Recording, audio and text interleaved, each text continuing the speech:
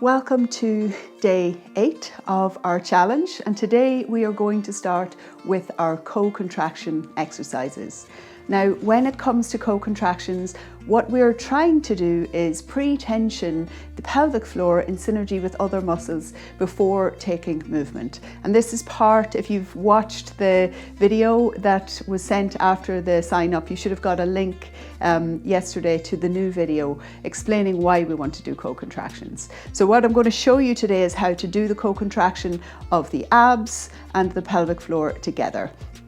Now, I will put a link to a video where I show this in quite a lot of detail, so please do watch that video before you try this one, and you would have got a little link to that video also in yesterday's email. So we're going to just bring the fingers onto the low abs. Now, we're starting in a sitting position, and when you sit, you already have a little bit more tension here than when you're lying down. So just bring your fingers there, but what I want you to do is contract your pelvic floor and do the very gentle contraction of the lower abs. So this is the co-contraction. Now, it's not, remember, a big strong contraction. You're not trying to squeeze your abs as hard as you can. You're just trying to, like that pelvic floor endurance contraction, you're trying to just get a little engagement. So we're going to just feel this part of the abs, and then we're going to contract the pelvic floor to RPE4, hold that contraction, and then contract the lower abs to the same level. And from here, we're just going to just make sure that the feet are stacked underneath the knees, and we're going to come from sitting to standing holding this contraction. So get the contraction, pelvic floor is held, lower abs very gentle, so you're not squeezing as hard as you can, you're just taking a little activation. You can feel that things are turned on, and then you're going to shift your weight forward into your feet and then press up, keeping that contraction, and then you're going to come back down and sit. So again, we're going to come up and we're going to come down while holding the contraction. So up and down. Now, while you're doing this, you're setting yourself down. So as you come down, the weight goes into your heels as you press your backside onto the floor. And as you come forward, you press into the midfoot to get yourself up. So that's this part of the foot. The toes keep contact with the ground. Now, if you want to exaggerate, you could actually lift the toes as you, if you want to exaggerate that movement, you can actually lift the heels as you start to press up, just to remind you to use the front of the feet, and then lift the toes as you come down. But that's not something that we're focusing on today.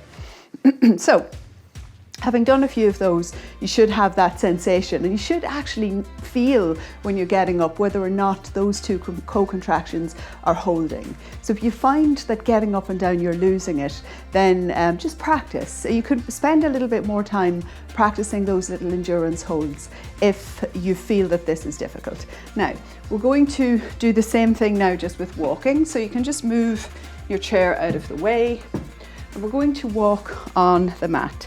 So you're going to have soft knees to start, so we don't want to be locking out. We definitely don't want to be sending the hips forward or doing anything else funky. Just relax.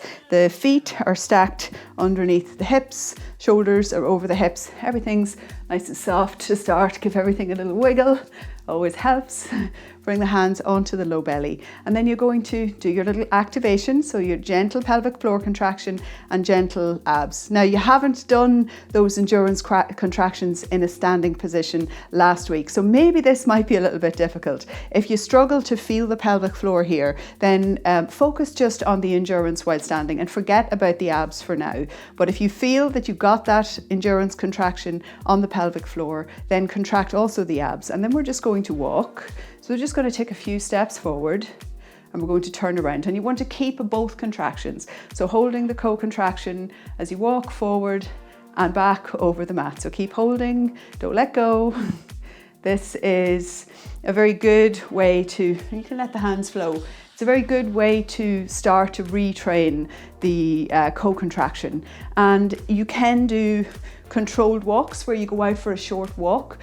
Don't do it for the full duration of your walk if it's difficult just walking up and down the mat a few times. So what you should do for your controlled walk is engage and say do for 20 steps, and then relax everything, and then do your next 20 steps holding those co-contractions. And this really helps with that neurological remapping of the tension, the pre-tensioning of your pelvic floor and your core together. And it starts also to build a little bit of kind of deep coordination into the core so that you don't have to think before you do these things. So we're going to do one more round of these. So just let everything be soft. And then bring your hands just into that little spot on the low belly. Make your pelvic floor contraction first, and then just gently contract the low belly. And again, remember that that is not a very hard squeeze. It's just drawing in, and you're feeling this part because that's where the deep abdominal, so you have this transverse abdominis, it's very deep under here, but it's actually exposed. It's the most forward muscle at this level down here. So that's why we're feeling there, because that's the muscle we want to activate. And it's like a very, very subtle activation. So get those two, hold those two. And I've been talking, and that's okay. You can keep holding while I talk. We're going to do a few more little walks so you can release your hands and then just try to hold it while you walk. And then do your little turns, and we're just going to walk up and down the mat, holding this little contraction. That's it. So both the pelvic floor and the lower belly. So in yoga, we call this Mula Bandha and Uddiyana Bandha. And you want both of your bandhas to be turned on as we do this. We're just going to do it a few more times. And this is nice if you do it in a controlled walking scenario where you go out and you walk, say, a lap of a football pitch with nice soft ground, and you focus on doing it for a short distance and then relaxing everything for a short distance and then doing it again. And eventually you can do all your laps with good, strong control. Okay, and let everything go. Okay, so we're going to now do a little bit of relaxation. So I know that wasn't a huge amount of really hard work, but it is a very important step in the journey towards having good pelvic floor coordination along with the core. So we are going to take a caterpillar pose for a bit of a release. Now for this, if you collapse in the low back, remember a little blanket underneath the hips. I will use the blanket today. And also, I want to take a bolster in,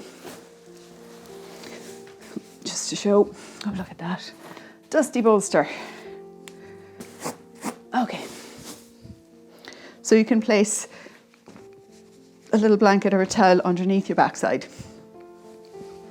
Now in caterpillar pose, we want to start in a nice upright position, and we're going for a forward fold. And this is quite intense on the hamstrings. So if you have tighter hamstrings and you're not really comfortable sitting with straight legs, you can put a little blanket underneath your knees when you go to do this fold. Now we do it actually with the legs hip distance, so you can have them all the way together for a caterpillar.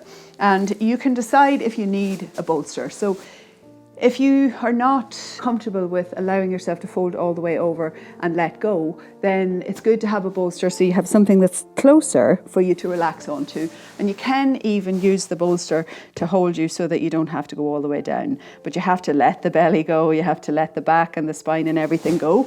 I'm not going to use the bolster or the little blanket. But please use whatever props you need in order that you can really let go in this position. So once you're ready and you're set up, you have your props, you're going to let go of your legs. You just want those to be okay. The feet might fall in or out, completely depending on your hips, whether they're a little internal or external with their rotation. And then you're going to allow yourself to fold forward. And in this forward fold, we're going to be here for about 3 minutes today. So I'll just put a little timer. So when you allow yourself to come down, you're going to just let the head hang. You're going to let go of the legs and let the legs do whatever they're going to do. Let go of the head, let go of the spine, and then start to bring your awareness down to the pelvic floor. Try to be very relaxed. Feel as you allow the body to release how there's a gentle pull from the hamstrings. And that little pull on the hamstrings is reaching into the pelvic floor and giving a little bit of a stretch. And as you surrender, gravity will bring you forward. So if you're not supported by props and you allow yourself to relax in this caterpillar pose, you can end up relaxing all the way down until you're like a little sandwich. So just try to surrender yourself. Try to allow the back of your body to be very soft. Make sure you're not holding tension in your neck. And as you relax in this position, the connective tissue on the back of your spine is gently releasing. And with all of that releasing, you should feel an opening. This can be quite nice if you have low back pain. It's a really nice way to release the backside of the spine, where very often there's a little bit of compression. At the same time, you're getting the decompression on the back of the spine. You're also getting a little bit of compression on the low back on the front side, which is really nice. It's very important to allow yourself to let go. I want you to imagine that the rib cage is not in your control. Just let the rib cage gently relax away from the hips. This creates a little bit of space in the lumbar spine. Allow the hamstrings on the back of your leg to be soft. We have 1 minute left. What can you let go of as you surrender down into this position? Is there some little bit of tension on the back of your legs or on the back of your body that you can let go of? This one takes the stretch all the way from the soles of the feet through to the top of the head, on the back side of the body, reaching through the pelvic floor.